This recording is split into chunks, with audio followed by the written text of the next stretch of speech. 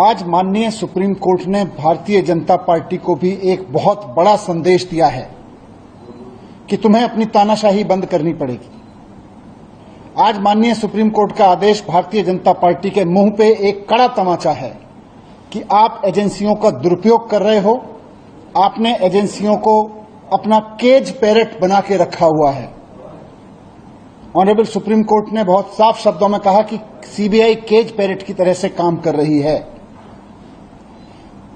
माननीय supreme court का यह फैसला सिर्फ पार्टी, सरकार या व्यक्ति के लिए, हमारे लिए महत्वपूर्ण नहीं है। केवल देश के आम आदमी को ऑनरेबल सुप्रीम कोर्ट का साफ संदेश है, साफ भरोसा है कि आप चिंता मत करो। अगर कोई तानाशाही चलाएगा, अगर कोई एजेंसियों का दुरुपयोग करेगा, तो देश का संविधान उसकी रक्षा के लिए है। संदेश साफ है ऑनरेबल सुप्रीम कोर्ट का कि तानाशाही के खिलाफ देश का संविधान हर आम आदमी के लिए रक्षा के लिए है। और भारत में अगर किसी की चलेगी, ना तानाशाही की चलेगी, ना सीबीआई की चलेगी, ना ईडी की चलेगी, ना इनके तानाशाही कानूनों की चलेगी। भारत में अगर किसी की चलेगी तो देश के संविधान की चलेगी। ये ऑनरेबल सुप्रीम कोर्ट के फैसले से साफ संदेश है।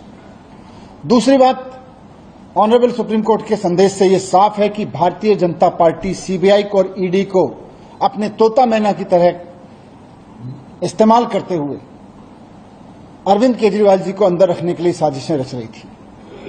खुद ऑनरेबल सुप्रीम कोर्ट में यह कहा गया आज कि जिस तरह से सीबीआई ने सीएम साहब को अरेस्ट किया, उससे यह साफ हो जाता है कि सीबीआई जानबूझकर केजरीवाल जी को अंदर रखने की मंशा के तहत उनको गिरफ्तार कर रही थी। ये बात आज के ऑनरेबल सुप्रीम कोर्ट के फैसले में साफ हो रही है।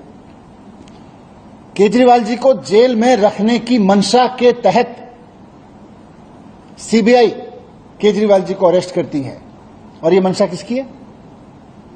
केजरीवाल जी ने कुछ गलत तो किया नहीं। मंशा है भारतीय जनता पार्टी की। भारतीय जनता पार्टी की यह मंशा थी कि अरविंद केजरीवाल जी अंदर रहें जेल के। इसलिए जब ईडी से केजरीवाल जी बाहर आने लगे तो उस वक्त सीबीआई से उनको अरेस्ट कराया गया।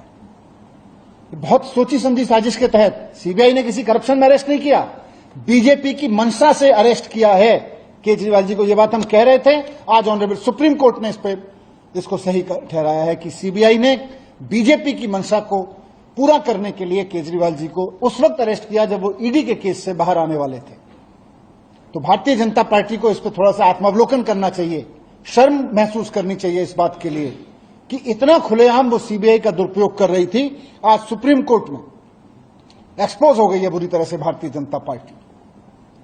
थोड़ा उनको माफी मांगनी चाहिए देश से, देश के संविधान से, बाबा साहब से माफी मांगनी चाहिए भारतीय जनता पार्टी को कि किस तरह से वो एजेंसियों का दुरुपयोग करके दिल्ली के एक चुने हुए मुख्यमंत्री को अंदर डालते हैं, एक कट्टर ईमानदार आदमी को अंदर डालते हैं, और फिर जब एक एजेंसी के झूठे मुकदमों से वो छूटने वाले होते हैं तो फिर दूसरी एजेंसी को लगा के उनको अरेस्ट करवा देते हैं।